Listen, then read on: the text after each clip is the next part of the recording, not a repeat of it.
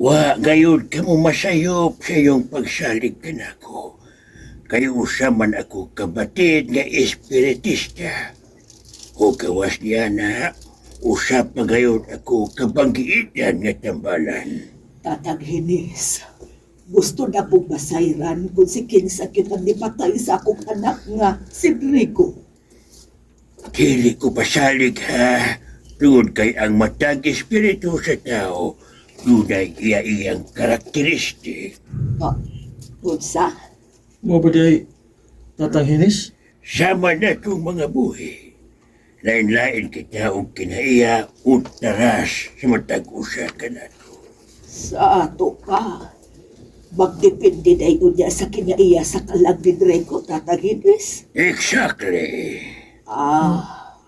Mao pa. Pero ayaw lang ka mo pagpakawa sa paglaom. Atong suwayan siya sa pagsangpit. Ginamit ang akong garapa.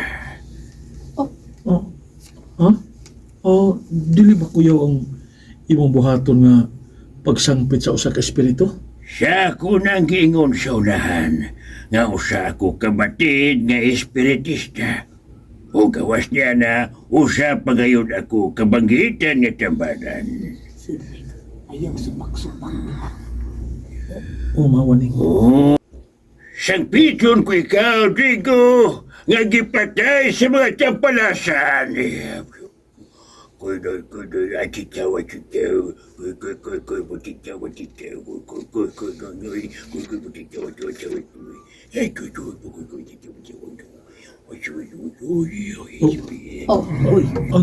Ang garapa. Nilihok.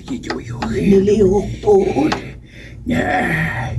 Hinahinay namin patinaw ang espiritu sa namatay nga sa ganito nga sa namatay. Isa to? Ha? Drigo lagi Tatang Hinis, Drigo. Oo, Chico. Tutukin niyo pa kayo. Mulot na uniya ning garapa ang hanap niyang panagwai.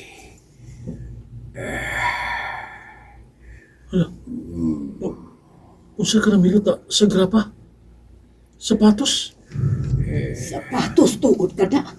Ang paboritong sapatos ni Manoy ni Rodrigo, si Drake. Tinuo na kayo milota ang parisan sa sapatos? Tatang Hinis? Klaro gid kaayo. Mayo man ang signal. Human magdaot ang panahon. Maog ka nagsapatos sa ang paboritong isulob sa gipatay kong anak Tatang Hinis. Mao ba? Maayo kay colored man sad ang kuha sa milota nga hulagway sa sapatos. Kombinasyon sa puha og blue. Natural na kulod kay niya man ta sa ng panahon. Ngasta gani atong damgok, kulod naman po gani, di ba? Mausap. Isibuti pasabot yan na Tatang Hinis. Dunay tanghaga nga nagpaluyo ni anang tanan. Dili basta-basta ka nagmaw sapatos sa patay. Kung sa'y buti mo ipasapot. Nakaroon sa sapatos ang espiritu sa namatay. Ug nanganti kini ug usa ka dugon nga palimaos.